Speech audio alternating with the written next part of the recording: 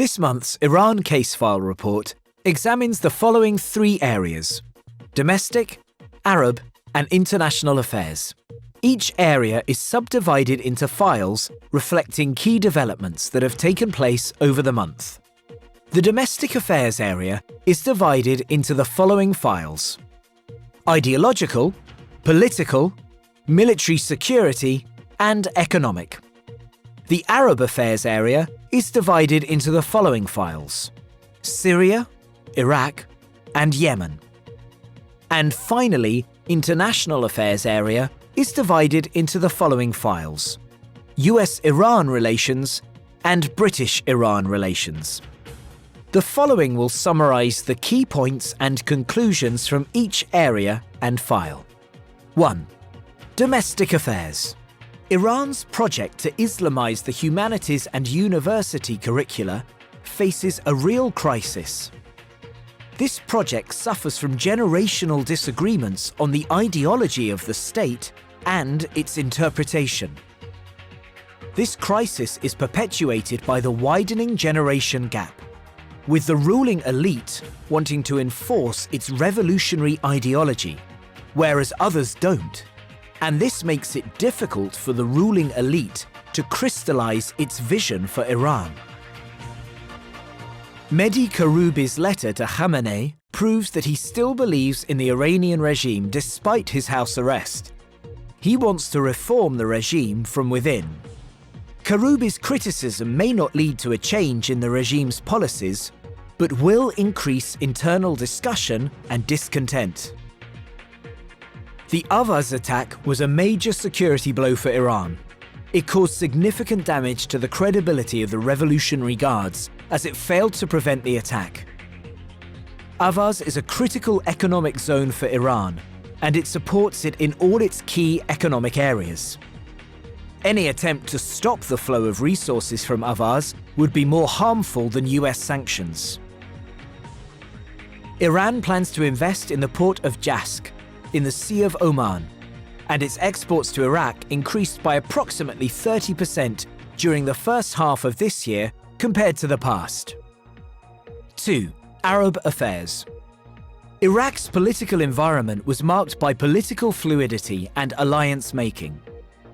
Rival Iraqi groups announced alliances to make the next Iraqi government. Prime Minister Haider al-Abadi's closest ally, the Reform and Construction Alliance, refused to name him for a second term as Prime Minister. Also, al-Abadi's rival, the Fatah and State of Law coalition, allied with his allies. The Kurds expressed resentment at a potential new government headed by al-Abadi, and Iran exerted pressure to ensure its interests are safeguarded. The Shiite clerics are deeply involved in finding a political solution in Iraq between the different rivals.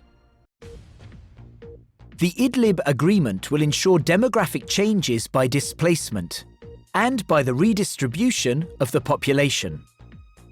Syria, Russia, and Iran have forced displacement by committing mass crimes, and no solution has been found because of Iran wanting to storm Idlib.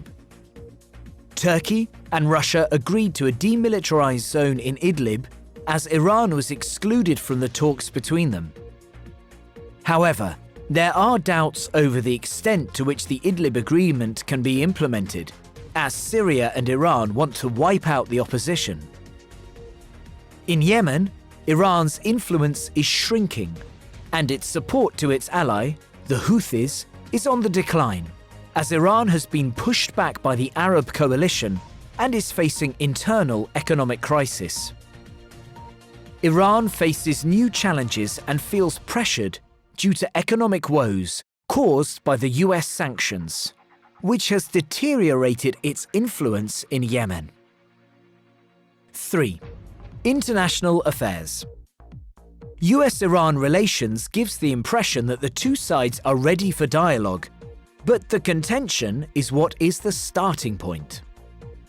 While the US wants to sign a new treaty to address Iran's regional role and its ballistic missile program, Iran wants dialogue to be part of the Joint Action Plan, and on the basis of the UN Security Council Resolution 2231. The US wants to coordinate with its allies to tighten sanctions on Iran and possibly confront its deployment in the region. In return, Iran is trying to keep the gains of its nuclear agreement and convince companies to continue with their investment and trade in Iran. Iran is trying to fill the economic gap by turning to China, Russia, Turkey, and some EU countries that have differences with the US. Iran is exploiting several political cards to exert pressure, particularly on the United Kingdom.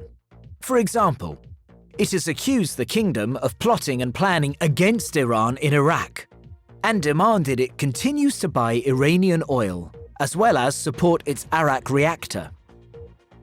Iran seeks to turn up the pressure on the United Kingdom to force its hand to reciprocate goodwill, as Iran faces isolation and difficulty as new US sanctions are fast approaching.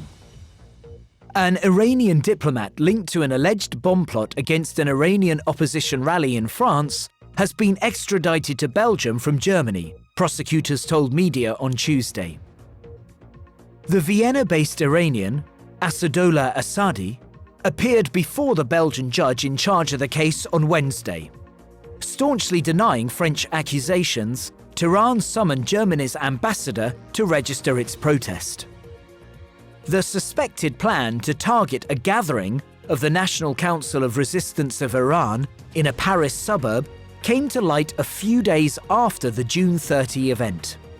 He is among 6 people arrested for the planned terror act.